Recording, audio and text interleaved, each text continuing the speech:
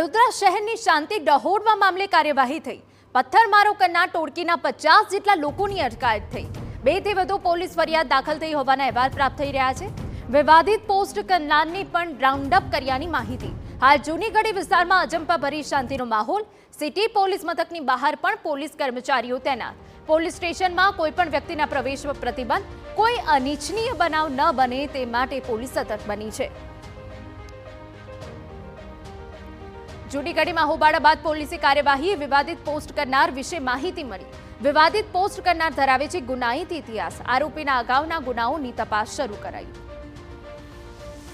આ ઉપરાંત જે સવાલ ઊભા થઈ રહ્યા છે કે જે સ્થળ પર ઘટના બની તેની નજીક જ એસઆરપી પોઈન્ટ હતો, છતાં આટલો મોટો હોબાળો કઈ રીતે થયો? પોલીસનું કહેવું છે કે હોબાળો થતાં પોલીસ તરત પહોંચી ગઈ હતી।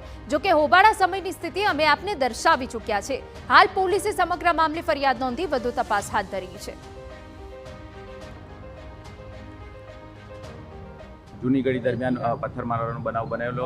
પોલીસ તાત્કાલિક સ્થળ ઉપર પહોંચી ગઈ અને તમામને પરિસ્થિતિ નિયંત્રણમાં કરી લેવામાં આવી હતી અને ત્યારબાદ સમગ્ર વિસ્તારમાં પોલીસે સઘન કોમ્બિંગ કરેલ છે અને સઘન પેટ્રોલિંગ રાખીને પરિસ્થિતિને નિયંત્રણમાં રાખેલ છે। જે ઓબ્જેક્શનેબલ વિડીયોનો બનાવ છે એ સંદર્ભે એફઆઈઆર દાખલ કરવામાં આવી છે। જે રાયોટિંગનો બનાવ બનેલ છે એ સંદર્ભે પણ કાયદેસરની કાર્યવાહી કરીને એફઆઈઆર દાખલ કરવામાં આવી રહી છે અને અત્યાર સુધીમાં કુલ 50થી વધુ લોકોને ડિટેન કરવામાં આવેલ છે। જૂનીગઢી વિસ્તારમાં બબાલના મામલે સ્થળ પર હાજર પોલીસકર્મી ઇજાગ્રસ્ત થયાના પણ અહેવાલ છે। ફરજ દરમિયાન ઇજાગ્રસ્ત પોલીસ કર્મચારીનો વિડીયો સામે આવ્યો। પોલીસકર્મીને મોઢાના ભાગે પહોંચી ગંભીર ઈજા। એક પત્રકાર પણ ઘટનામાં ઇજાગ્રસ્ત થયો હતો।